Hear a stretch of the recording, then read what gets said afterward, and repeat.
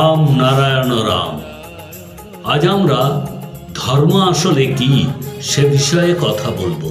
ধর্মের প্রথম অর্থ হচ্ছে কর্ম, কর্মই হলো ধর্ম।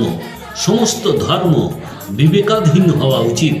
অন্তরাত্মা যা নির্দেশ দেয়, যা বলে, যেভাবে আমাদেরকে গাইড করে, সেই অনুসারে চলাই হলো ধর্ম। পৃথিবীতে সবচেয়ে বড় সমস্যা হলো মানুষের তৈরি ধর্ম, যা আমাদের সমাজকে শোষণ করছে। এসব ধর্মের কারণে মানুষ পথভ্রষ্ট হচ্ছে। সবচেয়ে বড় কথা হলো মানুষ ধর্ম নিয়েই জন্মেছেন।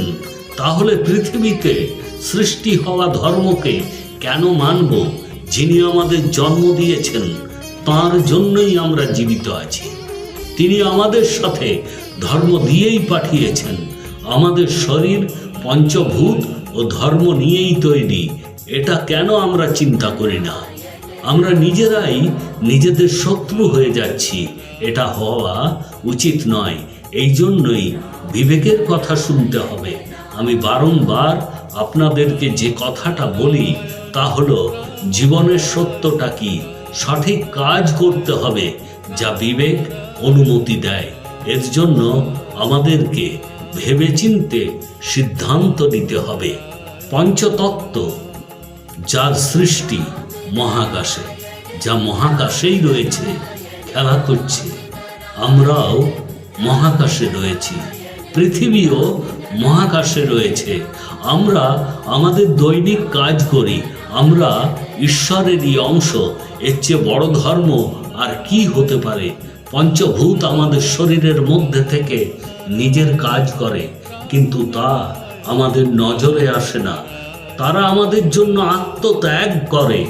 এদের মতো আমাদেরও ধর্ম হওয়া উচিত।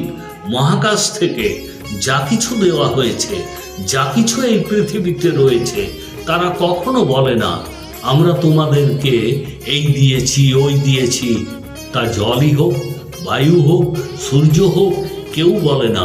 অর্থাৎ নিঃস্বার্থ সেবা। নিঃস্বার্থ সেবাই হলো ধর্ম। মানুষের তৈরি ধর্ম স্বার্থপর। ধর্ম, রাজনৈতিক দল ও সংবিধান, এগুলো আমাদের সর্বনাশ করছে, সমাজকে ধ্বংস করছে। এর জন্য আমরা সব কিছুর ওপর ব্যক্তি মালিকানা দাবি করি, নিজেদের মধ্যে নিয়ে লড়াই করি। মহাকাশ, পৃথিবী, এরা মালিক হয়েও মালিকানার দাবি করে না।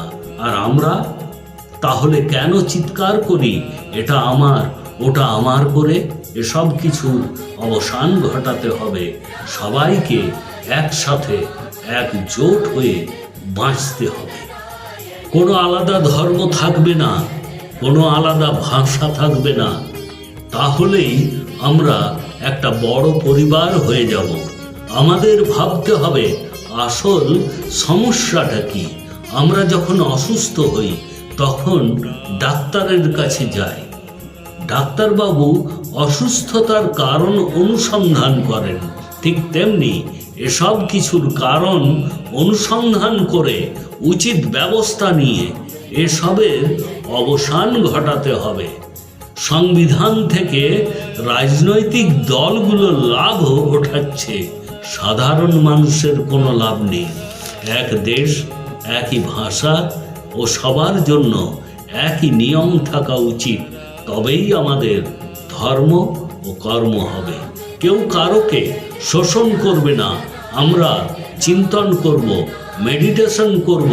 তার থেকে যে শক্তি উৎপন্ন হবে তা সমস্ত বায়ুমণ্ডলে ভেসে বেড়াবে।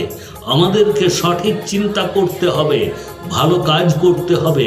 সবাইকে এসব চিন্তা করতে হবে। যাকে সবাই ঈশ্বর বলেন, তিনি যা ভালো কাজ করেছেন তাকে গ্রহণ করতে হবে। সবাইকে এ বিষয়ে বলতে হবে, সে বিষয়ে চিন্তন করতে হবে। সমাজকে সুন্দর করে গড়ে তুলতে হবে। ভালো কথাকে আত্মস্থ করতে হবে।